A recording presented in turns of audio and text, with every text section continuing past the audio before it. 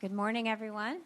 Welcome to the 2023 Tour Championship Week. It's the culmination, as you know, of an incredible season, and we are excited to crown our 2023 FedEx Cup champion in just a couple days here on Sunday at East Lake.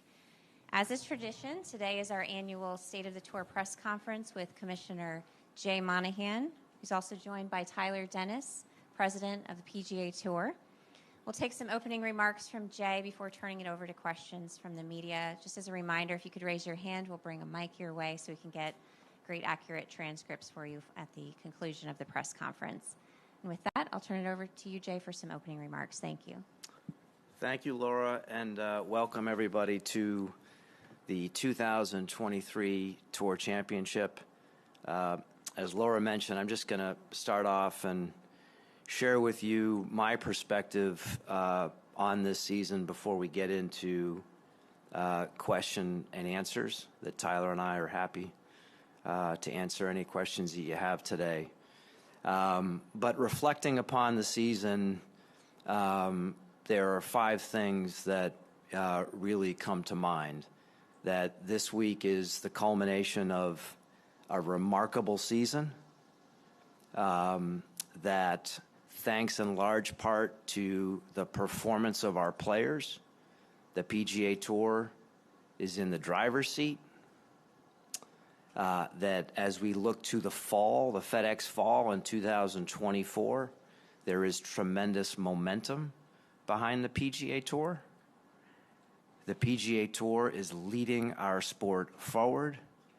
And as we sit here today at the Tour Championship, this represents the very best of the PGA Tour.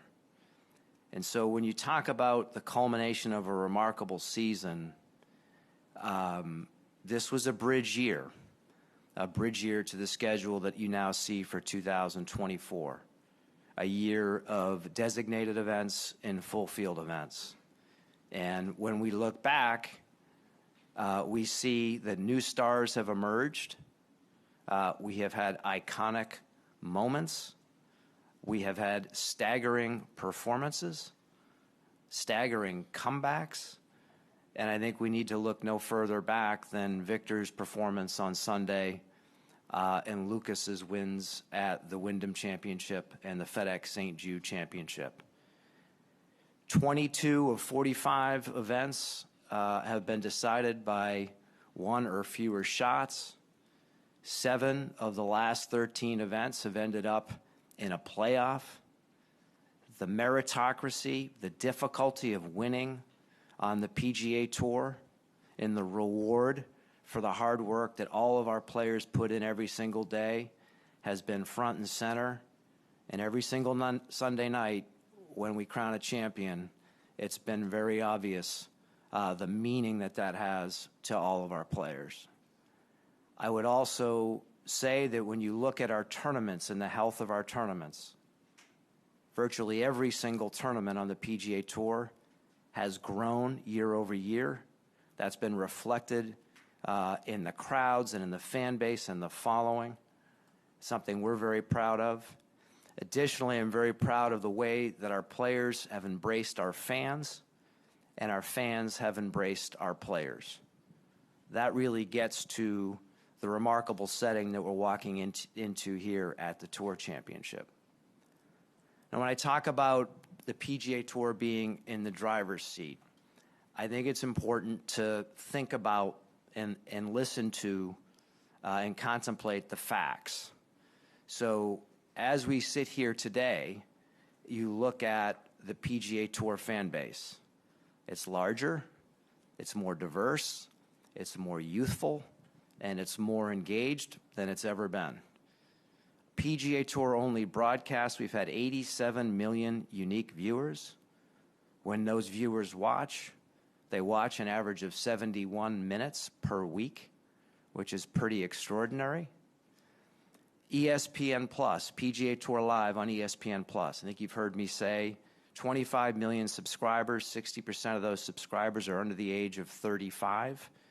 And from the Century to the BMW Championship, PGA Tour Live has been the most watched live sports content on ESPN Plus. Again, another testimony to the engagement of our fans. Our social media platforms, we have 14 million followers. Those 14 million followers average 31 years of age.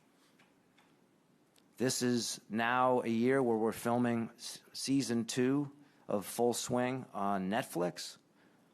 And as we sit here today and we think about the year that's been, I think there'll be some pretty compelling content for people to watch when we get to season 2 next year.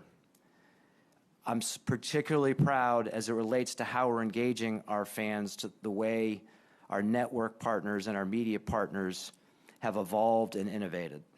You think about Max Homa at the Farmers Insurance Open, the first mic'd up interview live during play. As we sit here today, 40 players have participated in mic'd up interviews. We now have players at the completion of their rounds going up and joining our network talent, providing insights into what's happening in the field of play and what their peers are experiencing or will be experiencing. You have more access to our players than we've ever seen. There are more camera angles. There's new and improved cameras. There's new and improved use of data in the way that we tell our stories every single week, all of which is leading to deeper consumption and greater storytelling week in and week out. Additionally, when you think about our fan base and you think about the pipeline, so for the PGA Tour and the PGA Tour First Tee Foundation, we are culminating a $200 million fundraising campaign, which is going to modernize First Tee curriculum, essentially provide further support to our 150 U.S.-based chapters, 7 international chapters. Our pathways to progression are providing more opportunities for more diverse talent to make its way all the way up into the PGA Tour. You look at PGA Tour University and the short-term impact that's already having, as well as our commitment to PGA Tour Americas and the pipeline that we're building, which will be reflected in this championship in years to come, is very, very strong. But all of that credit ultimately goes back to our players and their exceptional performance over the course of this season. Momentum for 2024, making it to Eastlake is on everybody's list at the beginning of the year. As we head into the fall, our FedEx Fall, players are going to be competing for their cards. When you get to the RSM Classic, those spots 51 to 60 provide access to our first two signature events. We think it's going to be a very compelling fall. You couple that with the 30 players from the Korn Ferry Tour who will matriculate to the PGA Tour, the exciting conclusion to the DP World Tour season, and the 10 players that will make their way to the PGA Tour. There's a lot of exciting golf to be played after we leave here at Eastlake. But when we get to Maui and the Century, and I just want to take a minute and recognize our team and all the great people that we've come to know in Maui and Lahaina. Max Navina, our tournament director, he and the team are working every single day with the community there. We're in constant contact. I'm in contact with the governor. And, we hope to be a source of inspiration for the great people of Maui and Lahaina by the time that we get to Maui in January. But this marks a new era, because every single player that plays there starts with 0 FedEx Cup points. And every single player that plays there starts with the goal of trying to get back to Eastlake. And this is a year where players will be 24, where players will be competing for record prize money, record bonus pools, now eclipsing $500 million. We have 8 signature events. And when you look at those 8 signature events and you couple them with the players and the major championships in that 31-week sequence, we have the equivalent of primetime matchups that other sports see as we go into 2024 that we think is a great benefit for our fans. At the same time, given the field size, limited field size for the signature events, early indications from players as they outline their schedule for 2024 suggest that balance that Tyler and the team have worked so hard to accomplish is going to result in stronger fields across the board, given the shorter season that we have. That coupled with the next 10 and the swing 5, being able to identify the hottest players in the season and the hottest players at that moment, giving them the opportunity to compete with those players that have qualified to play the signature events, again, is going to put us in a position where we're going to have some great storylines as we go through and throughout 2024.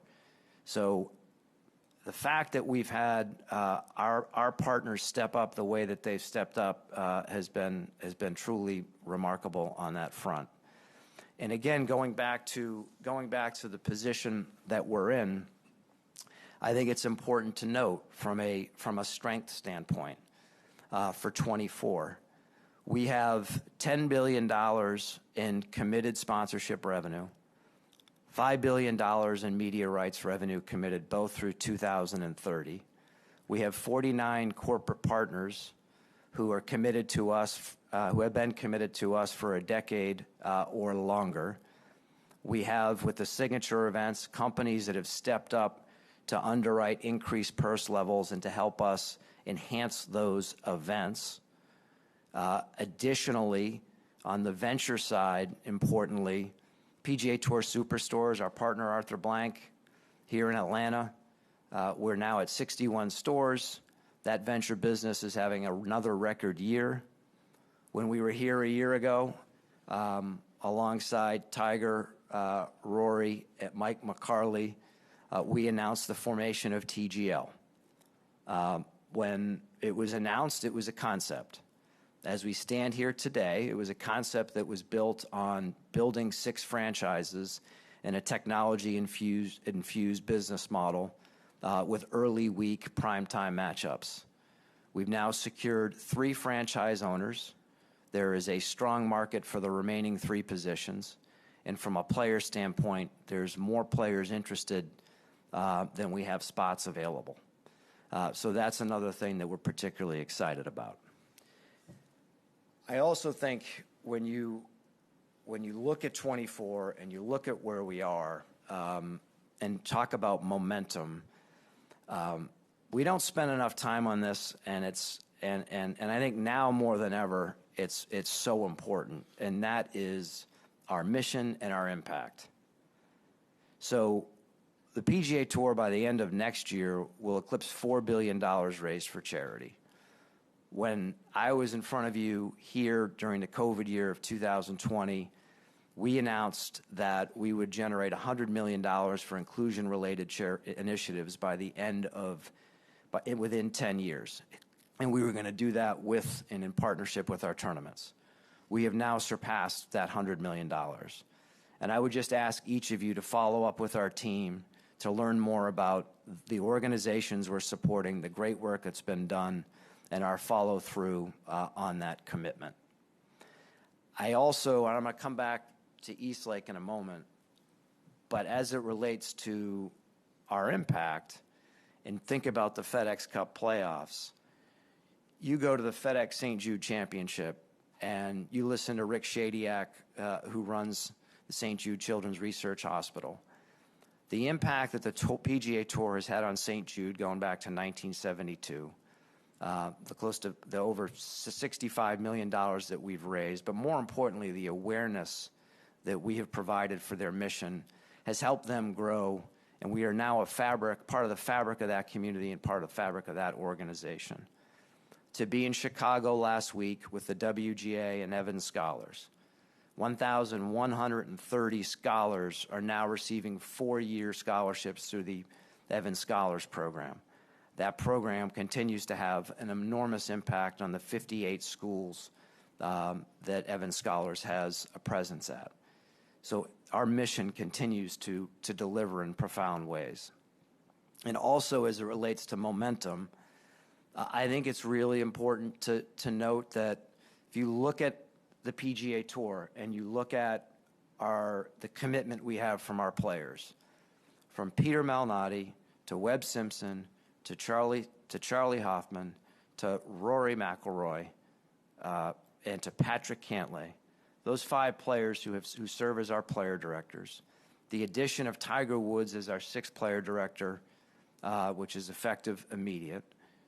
Adam Scott serving as our PAC chair, who will join our board on January 1st of this year. Every single member of our PAC. The fact that if you look at the names that were on the document that I received, the document saying that players want to continue to enhance their voice and representation within our governance.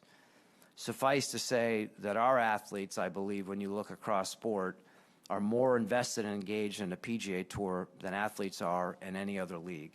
And I think that bodes very well for us as we move forward. In terms of the PGA Tour leading our sport forward, again, when you go back to our framework agreement, we have put an end to the divisive and distracting litigation. We have safeguards that are in place to put the PGA Tour in a position to control our future. And as I sit here today, I am confident that we will reach an agreement that achieves a positive outcome for the PGA Tour and our fans. I see it, and I'm certain of it. And I see it because when you look at the performance of our players, you look at the commitment of our players, our partners, our fans, all of our constituents, our tournaments, I feel like we're in the strongest position to be able to succeed and successfully conclude these negotiations in a way that protects the legacy of the PGA Tour on a long-term basis. Tour Championship. I know I'm talking a lot here, but I haven't seen you guys in a while. This does represent the best in the PGA Tour. And every single player that is here has had a remarkable performance. Every single one of them. They've earned their way here. And they have an incredible opportunity to add to their legacies and to create another great moment in their respective careers. And I'm just hopeful that as we get here to Sunday, we have another exciting conclusion to the Tour Championship at East Lake. And I'm certain that that's what will happen. But we're here in East Lake. We've played a part in transforming and revitalizing this entire community. We will generate over $5 million for East Lake and purpose-built communities. We're doing that thanks to the support of partners like FedEx, Coke, Southern Company, and Accenture. And we're doing it because there's a great man and a great family in the Cousins family that saw this. They saw this a long time ago, and we've partnered every step of the way to help achieve what you see out here. And again, that comes back to the competitive strength on full display, and our impact will be on full display once again. So there's a little perspective on the PGA Tour, and Tyler and I are happy to answer any questions that you have.